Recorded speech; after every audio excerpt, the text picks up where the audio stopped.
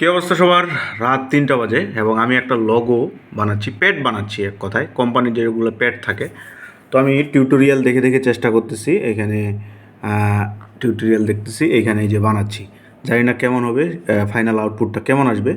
Final আউটপুটটা দেখাবো আপনাদের। এবং হালকা পাতলা মুড়ি আর কাঁচামরিচ খাইলাম, প্রচণ্ড ঝাল, খাওয়া যাচ্ছে না।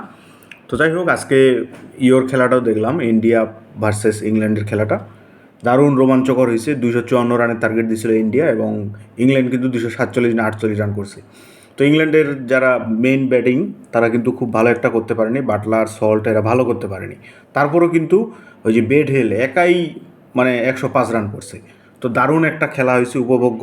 এবং আমি মনে করি হাড্ডাহাড্ডি লড়াই করে ইন্ডিয়া কিন্তু ফাইনালে চলে গেল টি-20 ওয়ার্ল্ড কাপের। অন্যদিকে নিউজিল্যান্ড আর দক্ষিণ আফ্রিকার খেলা কালকে হয়েছিল, নিউজিল্যান্ড কিন্তু ফাইনালে চলে গেছে। আশা করি ফাইনালটাও আমরা একটা দারুণ উপভোগ্য ম্যাচ পাবো। এই আর কি আজকের